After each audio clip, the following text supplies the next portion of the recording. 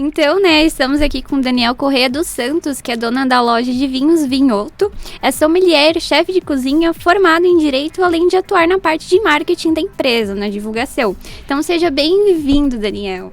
Muito obrigado, obrigado pela oportunidade de vir aqui conversar um pouquinho com vocês. Então, para iniciarmos nosso bate-papo, eu gostaria que você nos contasse como e quando você se interessou pelo mundo do vinho. Bom, na verdade o mundo do vinho veio a complementar uma parte da minha vida que eu sempre gostei, que foi cozinhar.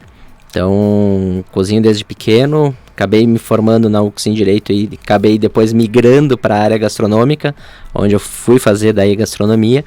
E eu acho que o vinho veio a casar com a questão de complementar um pouco da paixão da gastronomia, porque um casa com o outro, um complementa e um valoriza o outro. E você é ex-advogado, né? E, agora é sommelier, então, e dono de um negócio também. Então, como que surgiu a tua empresa, Vinhoto? A empresa surgiu devido à pandemia. A pandemia foi, na verdade, o gatilho para criar um novo negócio, um novo business, porque eu tive por 10 anos um restaurante e com a pandemia, todo mundo sabe, fechou tudo, não tinha o que fazer. Nós não tínhamos delivery na época, então foi um processo de transição ao longo da pandemia poder implementar o delivery, e a gente tinha um estoque de vinho do restaurante. E eu tinha os clientes que gostavam de tomar vinho, a gente começou a ofertar para esses clientes pelo WhatsApp, quando estava tudo fechado, em março, abril de 2020. E o pessoal começou a pedir, tá, mas vem cá, tu tem esse vinho dessa vinícola, tu não consegue o outro vinho da outra vinícola? E aí foi indo, foi crescendo. Março tinha começado desse jeito, como uma tentativa de não ficar completamente parado. Em outubro a gente inaugurou a loja, por causa que começou brincadeira e virou um negócio mesmo. E é meio que um negócio de família agora, né? Levando em conta que a tua esposa também te ajuda, né? Isso, na verdade eu e minha esposa tocamos o negócio. E isso foi uma das grandes vantagens, eu digo assim, para quem é empreendedor sabe que é difícil manter uma folha salarial. Eu cheguei a ter 12 funcionários no restaurante. E hoje eu e minha esposa a gente consegue administrar e gerenciar uma loja. É muito mais tranquilo nesse aspecto. E em relação à administração, né, da loja, como que vocês fazem as metas e objetivos da empresa? Na verdade, hoje a gente está num momento de transição, que a gente fala, né? A gente fechou completamente a parte do restaurante. Estamos utilizando agora os 2 andares, que eram do restaurante para a loja, né? Então a gente foca muito no que o mercado do vinho procura. O mercado do vinho é muito dinâmico. Todo ano aparece uma novidade ou tem uma tendência de alguma uva ou país que o pessoal quer consumir. E a gente tem que estar atento a isso para fazer com que a loja também cresça nesse sentido. E você, né, como vendedor também, em seu ponto de vista, quais são os países que oferecem os melhores vinhos na atualidade?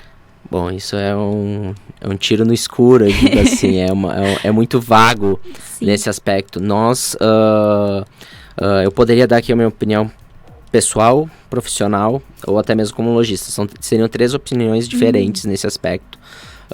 Mas o que tange na qualidade do vinho, eu acredito que a gente na América do Sul está aumentando muito o padrão de qualidade de vinho, frente que a gente tem que levar em consideração que na Europa tem vinícolas com quase um milênio de história. Então, a gente começar a indústria vinícola aqui da nossa região na década de 90 com vinhos finos e cobrar a mesma qualidade de quem já produz há 1000 anos é muito desonesto nesse aspecto. Mas eu sou um grande apreciador do produto nacional, sou entusiasta da vitivinícola brasileira. E eu acredito que hoje, se eu fosse dar uma opinião, eu acredito que os melhores vinhos que a gente pode dizer no mundo estariam vindo da Itália, minha opinião. Então fiquem de olho ali, ó. Se vocês gostam de vinhos, tentem, assim, experimentar o da Itália. E falando de hoje, né, qual que é o maior desafio que você e sua esposa enfrentam como loja de vinhos aqui em Caxias do Sul? Bom, eu acho que primeiro é a questão de concorrência, obviamente. A gente é novo, relativamente novo na cidade. Existem lojas muito bem conceituadas, com décadas de história e uma tradição bem interessante.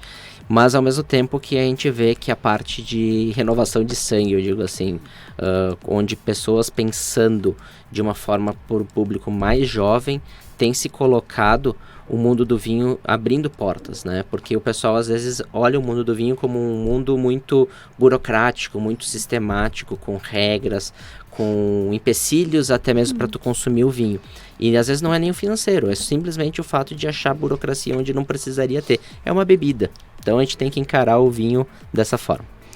E em relação aos produtos da loja, né, vocês montam kits, mas esses kits, eles são decididos a partir do quê? Bom, na loja nós contamos com 750 rótulos hoje de vinho, então a gente tem aí 16 países que nós trabalhamos e trabalhamos com os kits, que é onde a gente tem um grande volume de vendas nesse sentido, e a gente sempre pensa tematizado, primeiro na estação do ano que a gente está, então conforme a estação do ano a gente sabe que agora no inverno o tinto apetece mais o paladar e no verão o branco, o rosé. Mas é sempre pensado na questão do melhor custo-benefício que a gente encontra e para proporcionar, então, com qualidade e preço justo, vamos dizer assim, ao consumidor final. E você tinha, né, comentado, assim, por cima, mas como vocês, de fato, lidam com as concorrências aqui da Serra Gaúcha em si? Bom, primeiro que a gente não só a concorrência, eu digo assim, nós estamos numa região produtora. Então, não adianta a gente querer reinventar a roda, onde o consumidor final, né, ele pode ir direto a uma vinícola e comprar o vinho, sei lá, R$50. Não adianta tu trazer para dentro da loja e achar que vai vender a 100. Não existe isso, né? Então, a gente tem que ter essa realidade de mercado. Por outro lado, eu vejo que hoje nós, como lojista, a nossa maior dificuldade não é nem com a concorrência de outras lojas, mas sim com o contrabando.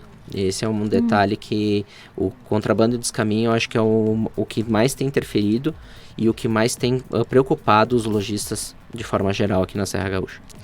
E como você percebe o potencial dos vinhos brasileiros no mercado internacional? É um mercado novo. É um desafio bem grande para as vinícolas, elas estão tendo que se adaptar. A qualidade dos produtos já é comprovada, já tem para competir a nível mundial, isso não pode se falar a respeito. Mas eu acredito que o grande desafio é o incentivo.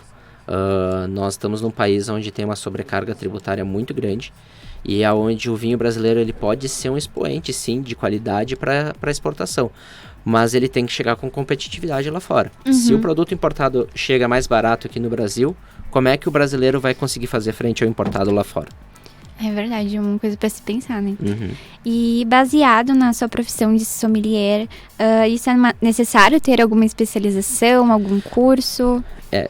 Existe diferentes tipos de curso, inclusive a UX tem o da ITIF, né, Escola de Gastronomia, onde é uma validação de curso sommelier internacional, né, de uma semana imersivo. Mas tem muita gente que é enófilo, né, é apaixonado por vinho e às vezes, quero ser sommelier, meu sonho é ser sommelier. Eu digo, gente, uma coisa é tu gostar de vinho, outra coisa é tu estudar. E sommelier tem um detalhe, a gente sempre fala que toda profissão tem que estar sempre estudando. Sim. Mas o vinho, todo ano, muda. Então toda safra é diferente, tu tem que conhecer, tu tem que provar, tu tem que saber o que tu tá consumindo. E também, como eu trabalho como lojista, é trazer o produto e entender que aquele produto vai atender aquela gama de determinado valor, por exemplo. Então é estudo em cima de estudo e mais estudo. E você poderia nos dizer algum vinho inesquecível que você já provou? Tem vários.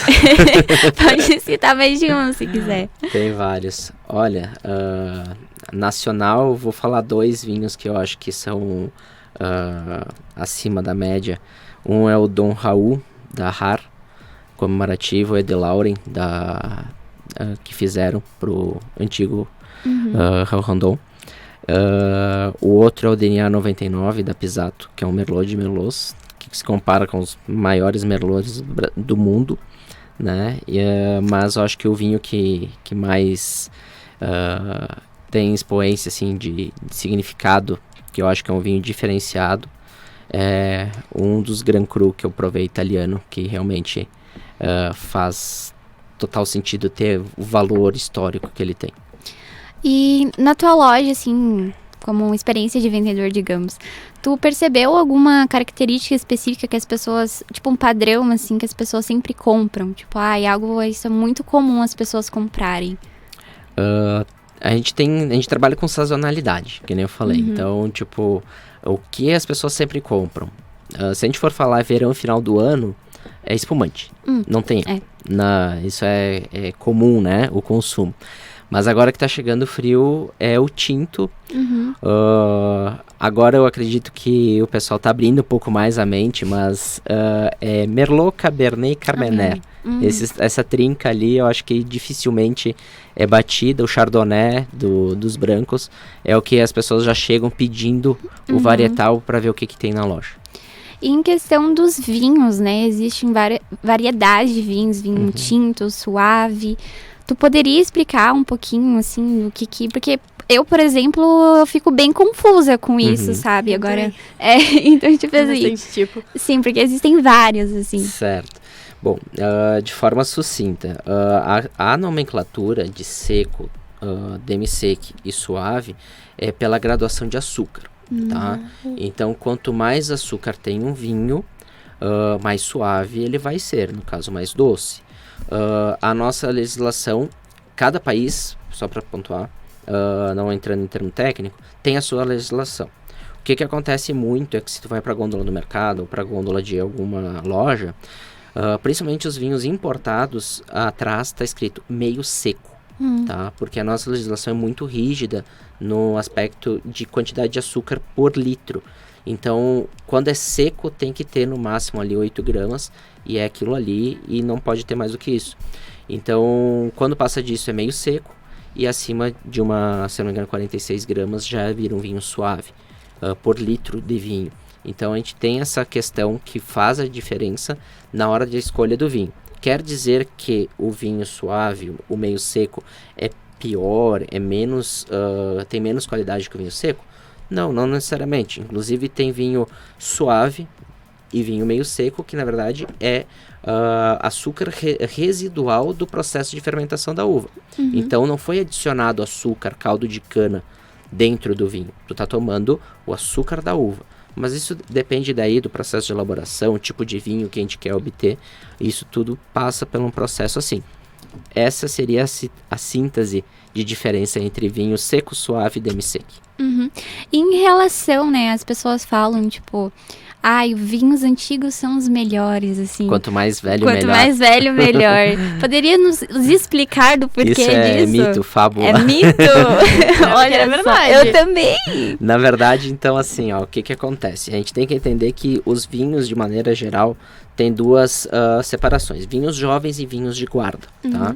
Vinhos jovens, eles são elaborados com o intuito de consumir em até 3 anos. Então, são vinhos... Como é que eu sei que é um vinho jovem? Normalmente até R$40 são vinhos jovens. Então os vinhos de menor custo, obviamente, são produzidos em maior escala e são pensados para ser consumidos de imediato. Quer dizer que você pode guardar mais tempo? Não estou dizendo que aqui é certo ou errado ou que vai dar certo ou não vai dar. Mas normalmente o vinho de guarda, que são vinhos reserva, gran reserva, tem N nomenclaturas ali, cada país usa uma. São vinhos pensados para atingir uma guarda, ou seja, guardar mais tempo. Pode ser 5 anos, 10 anos, 15 anos, 20 anos, 30 anos, 40 anos, 50 anos. Tem vinhos do Porto, por exemplo, que são licorosos, que hoje devem ter na casa de 150, 200 anos. Meu Deus. Bastante. Exatamente. E está no mercado, à venda. Tá, Caríssimo, Caríssimo, mas não dá nada assim pra saúde? Não, são vinhos, inclusive, que a história deles parte da questão que eles precisavam de um vinho ou de uma bebida que aguentasse as grandes navegações no século XV. Então, o que acontece? São vinhos fortificados. São vinhos doces, que eles cortavam a fermentação para ele ficar mais doce e adicionavam álcool. Então, ele ficava mais encorpado e ficava nas pipas e levavam para as grandes navegações. E eles aguentavam o tranco, vamos dizer assim. E hoje tem muito desses vinhos que foram envasados e que estão resistindo ao tempo. Que interessante. Vinhos tem história, viu? Tem muita tem história. Tem que gostar de história para estudar o mundo do vinho, isso é a verdade. E em relação à expansão, né, do Vinhoto, vocês pensam, ou se já tem, né, vendas online, ou talvez, abrir uma em algum outro lugar aqui da Serra, em Gramado, talvez? Na verdade, a nossa loja, a gente tá, como eu falei, nós estamos num momento de transição. No momento, a gente está fazendo a implementação do marketplace, que está integrado nos 30 principais marketplaces a nível Brasil, onde a gente vai vender por diversos multicanais, né, os vinhos da região e importados. Então, a gente está nesse processo de expansão na nossa presença online com a loja. E ao mesmo tempo que aqui na região a gente não vê a questão hoje como uma demanda inicial de ter filiais, mas sim de trabalhar com parceiros. Então, isso é bom. Pessoas que têm, eu digo que vinho é muito networking. Então, tu conhece bastante pessoas, as pessoas ao teu redor consomem vinho. A gente tá viabilizando um projeto onde a gente vai captar parceiros para fazer revenda, ou seja, tu vai ganhar uma comissão sobre a venda do vinho sem ter estoque, sem ter investimento inicial, o que é uma grande coisa.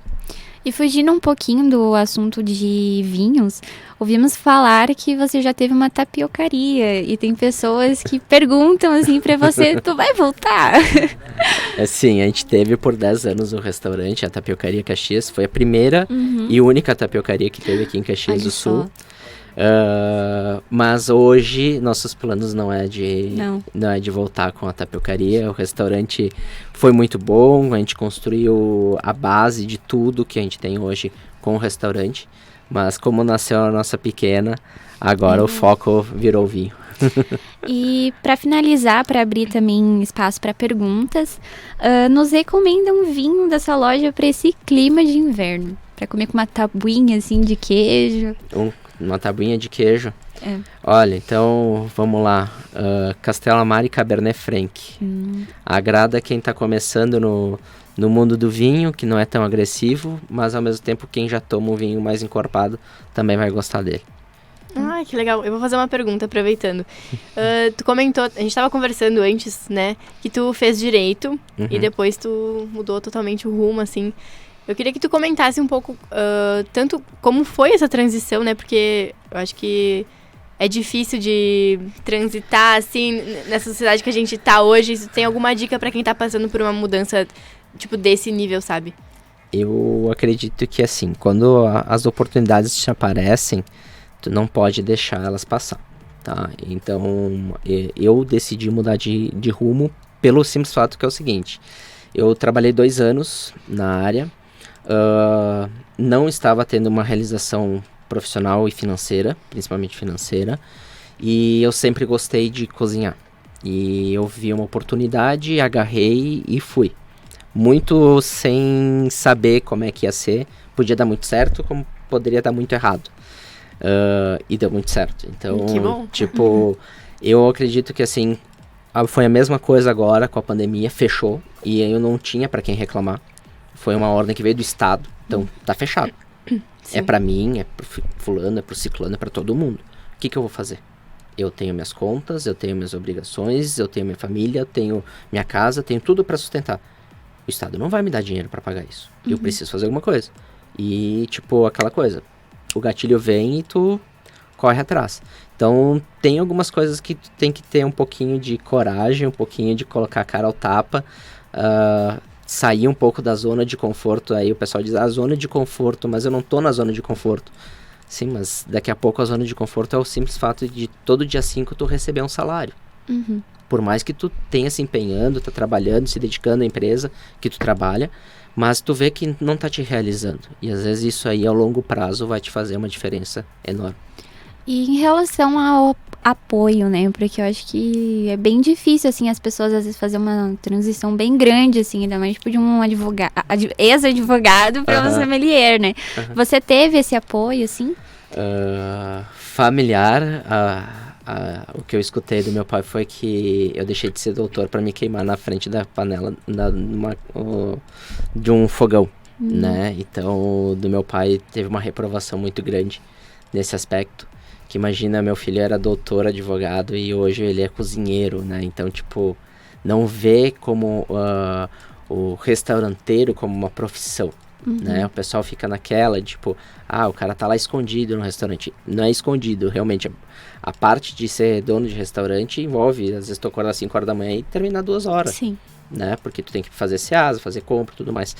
Então, a parte de apoio eu tive muito da minha esposa, que ela abraçou, vamos dizer assim, um projeto junto, ela se dedicou, ela abriu mão de muita coisa para estar junto também. E a gente é parceiro desde da época de restaurante e continua ainda na loja.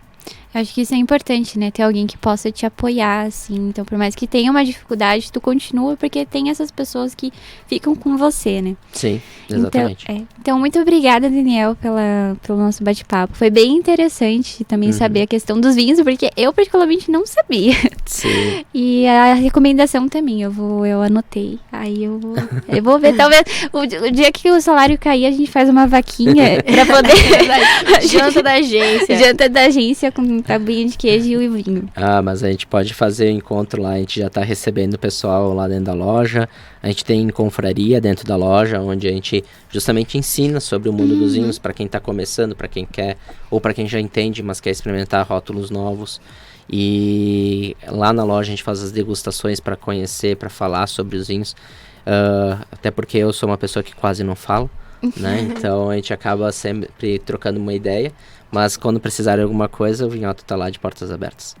Igualmente, o Comunicaverso tá de portas abertas para vocês também. Então, fica livre se quiser mandar algum recado, algum beijo, algum oi. Então tá, mandar um beijo e um abraço para as pequenas que ficaram lá em casa, a Beatriz e a Carol.